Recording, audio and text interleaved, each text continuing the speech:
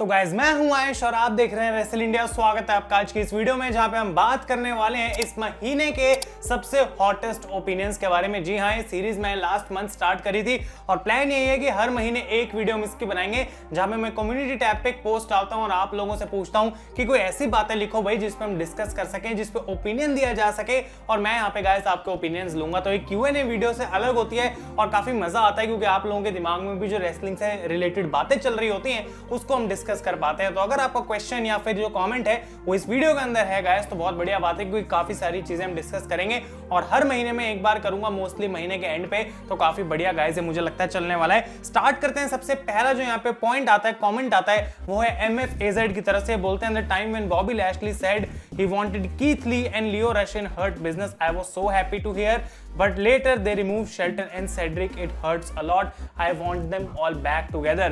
तो सिंपल सी बात है और आई थिंक आप लोग इससे एग्री करेंगे कि हाँ भाई, रिकोशे और कीथ ली और भी ऐसे सुपरस्टार्स थे जो पॉसिबली हर्ट बिजनेस के अंदर ऐड करे जा सकते थे। उस फैक्शन को स्ट्रॉन्ग बनाया जा सकता था, वो रॉ के ऊपर अपना कब्जा कर सकती थी, लेकिन WWE ने वो रूट लिया नहीं और अब जो है हम देख रहे हैं कैसे वो बिखर चुका है पूरा ग्रुप। लैशली जो है आई थिंक बेटर लग रहे थे एज अ चैंपियन जब उनके साथ सेड्रिक और शेल्टन थे, जबकि उनका कुछ खास काम तो नहीं था, लेकिन डेफिनेटली उसका असर कहीं ना कहीं पड़ा है। अगला कमेंट लेते हैं सुधीर की तरफ से और ये कहते हैं Roman Reigns is the only draw in wrestling right now.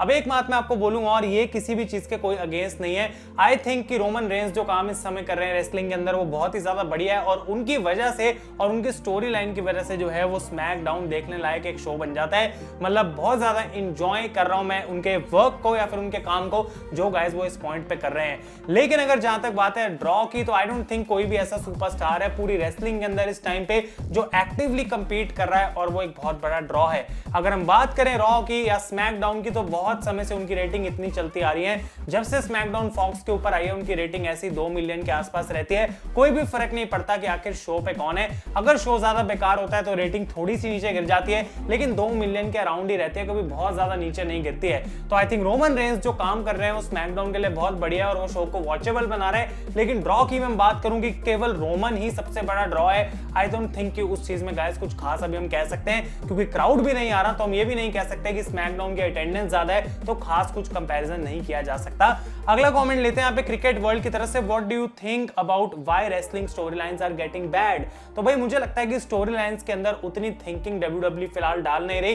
कुछ स्टोरी लाइंस ऐसी हैं जो कि उनको पता है हमारे लिए इंपॉर्टेंट है और उस पर मेन बंदे काम कर रहे हैं, जैसे स्मैकडाउन पे डैनियल ब्रायन, पॉल हेमन अपनी खुद की स्टोरी लाइंस में काम कर रहे हैं। इसकी वजह से वो बढ़िया हमें देखने को मिल रही है। तो बेसिकली इसके पीछे एज सच कोई रीजन तो नहीं है मैं कहूंगा, लेकिन WWE फोकस नहीं करती सारी स्टोरी लाइंस पे कि हाँ भाई ये स्टोरी लाइन हमें बढ़िया बनानी है, हर एक पे ध्यान देना है। वो कुछ पे ही ध्यान देते हैं और फिर वो बढ़िया हो जाती हैं और बाकी अपने आप गाइस काफी बेकार लगने लगती हैं। अगली चीज की हम बात करते हैं तो यहाँ पे हर्ज की तरफ से आता है कमेंट और ये बोलते हैं भाई सोच के लिख रहा हूं, अगर कुछ टाइम और के लिए ऐसा क्रिएटिव टीम रही तो WWE की नैया पक्का डूब जाएगी। और इनकी इमोजी से पता लगता है कि ये कोई जोक नहीं मार रहे हैं यहाँ पे, डेफिनेटली इनको ऐसा फील हो रहा है। और मैं ही बोल सकता हूं भाई कि ये कहीं ना कहीं बात सच है।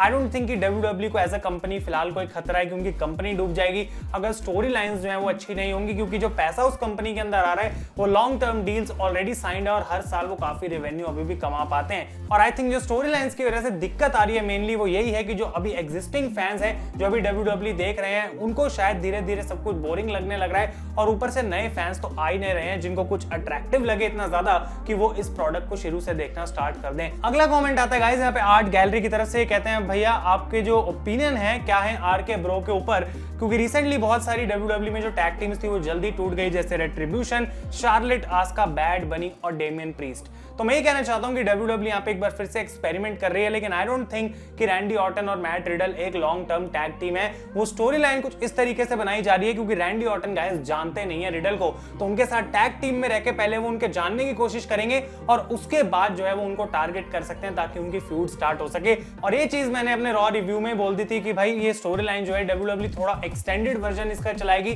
कि पहले जो है रिडल को ऑर्टन जानेंगे और उसके बाद वो उनके अगेंस्ट हो सकते हैं। लेकिन अगर इनको एज अ टैग टीम रखा जाता है तो मैं उम्मीद करूंगा कि कुछ बढ़िया कर सके। अगला कमेंट आता है मिकी बी की तरफ से, बोलते हैं Brock Lesnar is one of the GOATs in ruthless aggression as well as PG era since returning in 2012, also he is under appreciated.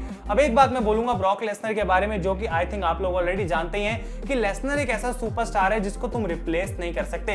जो ब्रॉक लेसनर ऑफर करते हैं, जिस तरीके की वो डोमिनेंस ऑफर करते हैं, जो उनका कैरेक्टर है, आई डोंट थिंक कि अगर उनकी कोई भी चीज हम किसी और सुपरस्टार पे डाल दें तो वो जचेगी। ब्रॉक लेसनर अपने आप में काफी ज्यादा यूनिक एंटिटी है और इसी की वजह से विंस मैकमैन उनको इतना पैसा देते हैं, इसी की वजह से गाइस वो इतने ज्यादा पॉपुलर हैं। तो डेफिनेटली मैं आपके इस कमेंट से एग्री करता हूं। और जहां तक अंडर एप्रिशिएटेड की बात है, मैं कहूंगा कि हर किसी को पता है भाई ब्रॉक लेसनर कौन है, तो उनको वेल रेटेड हम कह सकते हैं कि भाई लेसनर के बारे में तो हर कोई जानता है। और आई डोंट थिंक कि ब्रॉक लेसनर को एज सच कोई हेट करता है। अगर हम उनके कैरेक्टर की बात करें तो आई थिंक आप लोग इस पे एग्री करेंगे। अगला कमेंट आता है भाई विशाल की तरफ से, what is your opinion, should WWE bring fans for raw and smackdown, NXT and pay per view in limited capacity, for example in range of 1000 to 2000।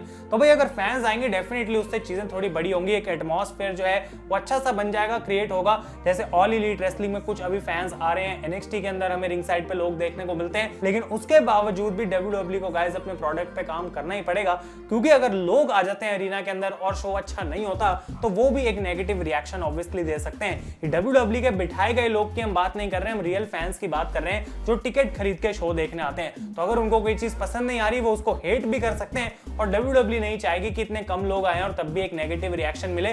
तो स्टोरी लाइंस जो है उसको अच्छा बनाना तो तब भी एक मेजर पॉइंट रहेगा। अगला कमेंट आता है शोडाउन की तरफ से, WWE should bring back gimmick matches like championship scramble, 3 stages of hell and many more. और आपकी इस बात से मैं बिल्कुल एग्री करता हूं कि भाई जब स्टोरी लाइन कभी कभार इतनी अच्छी नहीं होती है तो मैच में कोई ऐसी स्टिपुलेशन डाल देनी चाहिए ताकि लोग उसके लिए तब तो थोड़ा एक्साइटेड हो जाएं। जैसे ब्रॉन स्ट्रोमैन और शेन मैकमैन का एग्जांपल ले रहा हूं, उस मैच के लिए मैं बिल्कुल एक्साइटेड नहीं था, मुझे नहीं लग रहा था कुछ खास होगा, लेकिन क्योंकि वो एक स्टील केज मैच था तो एटलीस्ट WWE वहां पे हमें कुछ ऐसी मोमेंट दे पाई जिसकी वजह से वो मैच उस टाइम तो हमें एंटरटेनिंग लगा। अब वो चीज खत्म हो गई, हम उसको याद भी नहीं करेंगे, लेकिन ये बात गाइस डेफिनेटली है कि अगर एक मैच में स्टिपुलेशन डाली जाती है तो दोनों रेसलर्स जो उस मैच के अंदर इन्वॉल्व है उनके पास कई सारी अपॉर्चुनिटीज आ जाती हैं कि हम कुछ नया कर सकें, कुछ डिफरेंट कर सकें मैच में, और उसकी वजह से मैच अच्छा हो जाता है। अगला यहाँ पे कमेंट आता है मुनायम की तरफ से और कहते हैं Jeff Hardy is no longer a world title material. ओ ये थोड़ा सा जो ओपिनियन है हार्श हो गया भाई, क्योंकि आई डोंट थिंक कि सारे लोग इससे एग्री करेंगे कि जेफ हार्डी अब एक वर्ल्ड टाइटल मटेरियल के सुपरस्टार नहीं है। अब इसके पीछे मेरा क्या ओपिनियन है आपको ऑनेस्टली बताता हूं, मैं इस बात से डिसएग्री करना चाहता हूं, और डिसएग्री मैं इस वजह से कर रहा हूं भाई क्योंकि मुझे लगता है कि जेफ हार्डी इतने समय से इतने बेकार तरीके से बुक करे जा रहे हैं कि अब हम उनको उस तरीके से देख ही नहीं रहे। यही अगर जेफ हार्डी को WWE मेन स्टोरी लाइंस में इन्वॉल्व रखती है और उनको वर्ल्ड चैंपियनशिप की अपॉर्चुनिटीज देती है तो हमारा ऐसा कभी ओपिनियन फॉर्म नहीं होगा। तो आई थिंक जो उनकी बुकिंग है उसके बाद लोगों को अब ऐसा फील होने लग गया है कि जेफ हार्डी भाई क्या ही कर लेगा आके, क्योंकि इतने समय से उनके साथ कुछ खास नहीं हो रहा। लेकिन ये बात मैं कहूंगा कि जेफ ने पहले भी ये करके दिखाया अपने करियर में कि वो वर्ल्ड चैंपियनशिप मटेरियल है, एंड आई डोंट थिंक किसी भी वे में वो डिक्लाइन हो गए हैं। अगर उनको मौका दिया जाएगा तो वैसे परफॉर्म कर पाएंगे। अगला कमेंट आता है समर की तरफ से, मंडे नाइट रॉ 2018 से बकवास चल रही है, बस अभी एक ऐसा पॉइंट आ चुका है कि नहीं देखी जाती, what you think about it. और इस बात पे मैं कहीं ना कहीं गाइस थोड़ा बहुत एग्री करूंगा कि मंडे नाइट रॉ जो ऐसा नहीं है कि 2021 में अचानक से बेकार हो गई, ऐसा नहीं है 2020 में अचानक से बेकार हो गई। हर पॉइंट पे रॉ पे ऐसा ही चलता है कि एक दो स्टोरी लाइन बढ़िया रहती है, बाकी शो बस फिलर हो जाता है, जिसकी वजह से मंडे नाइट रॉ पे उतना ध्यान WWE दे नहीं रही। इनफैक्ट मैं तो ये बात बोलूंगा कि जब से रॉ 3 घंटे की हुई है इतने साल पहले, तब से वो शो उतना अच्छा कभी रहा ही नहीं जितना जब वो 2 घंटे का था, तब हमें एंजॉय करने को मिलता था, क्योंकि तब सिर्फ मेन स्टोरी लाइंस पे फोकस करती थी WWE, बढ़िया चीजें डिलीवर करती थी, फिलर्स कम होते थे और जो स्टोरी लाइंस होती थी काफी कम थी, और तभी WWE को मौका मिलता था ज्यादा फोकस करने का उस पे। अब 3 घंटे का शो बनाना है, इतनी सारी चीजों पे फोकस करना है, तो मेन स्टोरी लाइन भी कहीं ना कहीं गाइस उसकी वजह से सफर करती है, और आपके इस पॉइंट से मैं एग्री करूंगा। अगला कमेंट आता है CM पंक की तरफ से, give Randy Orton best singles run only, not tag team, mid card titles run are also good for Randy because Orton gets more attraction on Raw. और इस बात से मैं आपकी बिल्कुल एग्री करूंगा यहाँ पे भाई, क्योंकि रैंडी ऑर्टन को हम देख चुके हैं कि अलग अलग रोल्स के अंदर वो इजीली काम कर सकते हैं। अगर उनको मिड कार्ड में रखा जाए तो भी सही है, मेन इवेंट में तो परफॉर्म करते ही हैं। और आई थिंक अब क्योंकि फील्ड के साथ उनका कोई रिलेशन नहीं है, कोई स्टोरी लाइन नहीं है, तो रिडल के साथ एक शुरुआत हो सकती है। यहाँ से पहले रिडल को एलिवेट करा जाए और उसके बाद वो आगे एक टाइटल के लिए जा सकते हैं, तो ये देखना इंटरेस्टिंग रहेगा। और टैग टीम्स की जहां तक बात है, मैं उस पर गाइस अपना ओपिनियन आपको दे ही चुका हूं। अगला कमेंट आता है संजीव की तरफ से, WWE needs general manager, simple सी स्टेटमेंट, एक्सक्लेमेशन मार्क है। और हम कह सकते हैं कि भाई ये बात कहीं ना कहीं सही है, क्योंकि NXT के अंदर भी विलियम रीगल हमें देखने को मिलते हैं, लेकिन एक बार फिर से मैं घूम फिर के वहीं वापस आऊंगा कि जनरल मैनेजर के फॉर्म में कहीं ना कहीं अभी भी हमें रॉ और स्मैकडाउन पे एडम पियर्स, सोनिया डेविल देखने को मिलते हैं जो ऑफिशियल्स की तरह एक्ट करते हैं। तो हम ये नहीं कह सकते कि जनरल मैनेजर डाल दिया जाएगा एक प्रॉपर तो शो बढ़िया हो जाएगा ऑटोमेटिकली, ऐसा कुछ नहीं है। बात घूम फिर के सारी स्टोरी लाइन पे आती है। अगर स्टोरी लाइन इतनी अच्छी हो तो हमें जनरल मैनेजर की नीड ही महसूस नहीं होगी। और अब स्टोरी लाइन अच्छी नहीं है तो हम इतने सारे तरीके ढूंढ रहे हैं कि क्या क्या WWE कर सकती है उसको अच्छा बनाने के लिए। तो पॉइंट वैलिड है कि जनरल मैनेजर आ सकते हैं, लेकिन आई डोंट थिंक कि वो एक ऐसी क्रूशल चीज है जिसको डालने से शो जो है वो बहुत बढ़िया हो जाएगा। अगला कमेंट आता है प्रो हीरो की तरफ से, John Cena wins Universal Championship. और इमोजी देखो भाई इनको लग रहा है कि इफ जॉन सीना, क्या वो यूनिवर्सल टाइटल कभी जीत सकते हैं? आई थिंक सीना के अंदर एटलीस्ट एक चैंपियनशिप रेन तो और अभी बची है। आई डोंट थिंक कि जॉन सीना ऐसे रिटायर हो जाएंगे कि बैठे बैठे एक दिन अनाउंस कर दिया कि अब मैं कभी वापस नहीं आऊंगा। आई थिंक जॉन सीना हमेशा से गाइस रेसलिंग बिजनेस के साथ इन्वॉल्व रहना चाहते हैं और उसको वो परस्यू करना चाहते हैं, लेकिन इस पॉइंट पे उनका करियर हॉलीवुड में काफी आगे बढ़ रहा है, तो उस अपॉर्चुनिटी को वो गिराना नहीं चाहते, क्योंकि रेसलिंग में उनका करियर उन्हें भी पता है कि अब बहुत ज्यादा देर तक या फिर हमेशा तक एग्जिस्ट नहीं कर सकता। आई थिंक सीना को WWE एक बार वापस लाएगी, वो कब होगा आई डोंट नो, लेकिन फुल टाइम रेन उनको मिलनी चाहिए एज ए चैंपियन, ताकि वो रिकॉर्ड भी तोड़ सके। अब भले वो यूनिवर्सल चैंपियनशिप हो या WWE चैंपियनशिप, उससे कोई खास फर्क पड़ेगा नहीं। अगला कमेंट आता है गाइस फनी रियलिटी की तरफ से, कहते हैं hot take, Kenny Omega is heavily overrated in the professional wrestling business। अब देखो भाई ये एक बहुत ही ज्यादा कंट्रोवर्शियल चीज है कि केनी ओमेगा ओवररेटेड है कि नहीं है, इतने सारे टाइटल क्यों हैं उनके पास। लेकिन मैं एक बात बोलूंगा कि केनी ओमेगा को हमें आदत नहीं है ऐसे मेन स्ट्रीम रेसलिंग कंपनी में देखने की। हमेशा से वो न्यू जापान में रहे हैं या फिर इंडी सर्किट के ऊपर वो परफॉर्म कर चुके हैं, लेकिन हम जानते हैं कि केनी Omega is very very talented. और आई थिंक गाइज इस बात को हमें थोड़ा सही से सोचना चाहिए। ऐसा नहीं कि उनको इंपैक्ट चैंपियनशिप क्यों दे दी, भाई ये बंदा तो ओवररेटेड है, उनको सिर्फ अच्छा दिखाने के लिए वो टाइटल नहीं दिया गया।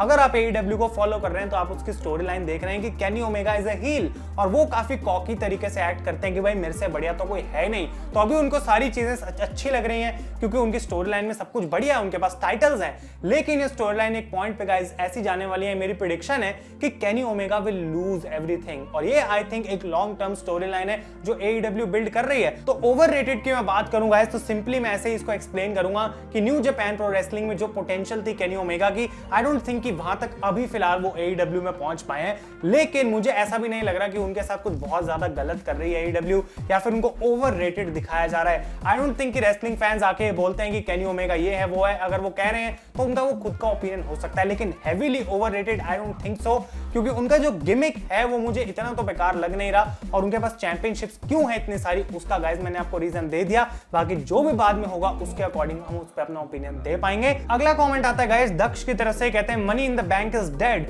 After all these years from 2017, money in the bank is not making sense, sometime the winner sometime the cash in. और ये बात मुझे लगता है कि आई डोंट थिंक कि ज्यादा एक्सप्लेन करने की जरूरत है, आप लोगों को भी पता ही है कि WWE money in the bank जब लेके आई थी, कमाल का कॉन्सेप्ट था। एज उसको जीते, CM पंक उसको जीते, इतने कमाल के कैश इन्स हमें देखने को मिले, डॉल्फ जिगलर का कैश इन, सेथ रॉलिंस का कैश इन, और ये एक ऐसी मोमेंट बन गई थी पूरे साल में जिसके लिए फैंस वेट करा करते थे। लेकिन पिछले कुछ टाइम से मनी इन द बैंक की जो वैल्यू एक बार फिर से गिर चुकी है, और आई डोंट थिंक इसमें मैं कह रहा हूं जैसे एक्सप्लेन करने की कोई जरूरत है, आप भी WWE देख रहे हैं, आपको भी ये बात पता है, तो इस पॉइंट से मैं सिंपली एग्री करूंगा। अगला कमेंट आता है जैक द होवर की तरफ से, कहते हैं Tony Khan buying impact wrestling and launching is second show on Thursday, naming AEW impact zone featuring both AEW and impact superstars. अब ये बात अगर होती है तो डेफिनेटली आई थिंक इंपैक्ट के लिए कहीं ना कहीं फायदा है कि AEW के स्टार्स उसमें compete करेंगे, रोस्टर जो है वो ऑटोमेटिकली AEW का काफी बढ़िया हो जाएगा, क्योंकि बहुत सारा टैलेंट भरा हुआ है इंपैक्ट के रोस्टर में भी। तो आई थिंक एक अच्छा पॉजिटिव मूव होगा AEW के लिए। लेकिन क्या इतने सारे शोज लोग एक्चुअली में उनके फॉलो करेंगे? क्या इतने सारे dark elevation, dynamite, impact zone, क्या 4-5 शो अभी से AEW को करने चाहिए? वो बात गाइस कहीं ना कहीं कंसर्निंग है, क्योंकि अगर मैं पर्सनली बताऊं तो डायनामाइट के अलावा मैं कोई AEW का शो देखता नहीं हूं, और इसका रीजन यही है कि बाकी सारे जो शो यूट्यूब पे आ रहे हैं उसके लिए AEW इतना कुछ कर नहीं रही कि मैं उसको मिस ही ना कर पाऊं या मैं बहुत ज्यादा उसके लिए एक्साइटेड रहूं। तो जिस चीज के लिए मैं एक्साइटेड इतना नहीं हूं वो चीज मैं फॉलो नहीं करूंगा, और डेफिनेटली वो चीज है। तो इतने सारे शो लाना कहीं ना कहीं एक गलत स्टेप भी हो सकता है, लेकिन रोस्टर्स मर्ज होना डेफिनेटली एक पॉजिटिव है।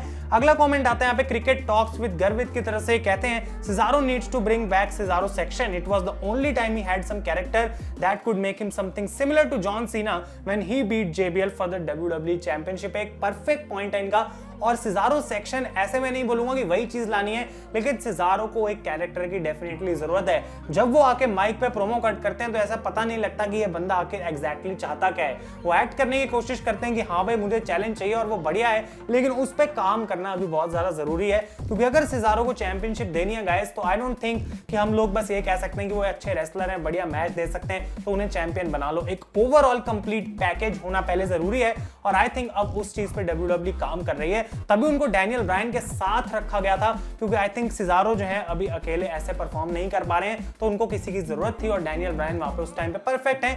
और WWE अगर इस चीज को मैनेज कर पाती है तो बिल्कुल ड्रू मैकिंटायर की तरह सिजारो भी अगले बड़े स्टार बन सकते हैं। अगला कमेंट आता है रोहित की तरफ से, storylines should be understanding like week to week basis, random matches नहीं होने चाहिए। तो डेफिनेटली इस बात में आई डोंट थिंक कि कोई किसी को प्रॉब्लम होगी। वीक टू वीक बेसिस सबसे इंपॉर्टेंट चीज है यहाँ पे। इस हफ्ते क्या हुआ, अब अगले हफ्ते क्या होगा, इसका मैं एग्जांपल देता हूं। जैसे लास्ट वीक हमें बताया गया कि अब Roman Reigns versus Daniel Bryan का मैच होगा, तो उस चीज के लिए बंदा नेक्स्ट वीक ट्यून होगा। आज हमें कॉन्फ्रेंस देखने को मिलती है यहाँ पे इनर सर्कल और पिनेकल के बीच में, और अगले हफ्ते ब्लड एंड गट्स का मैच होगा।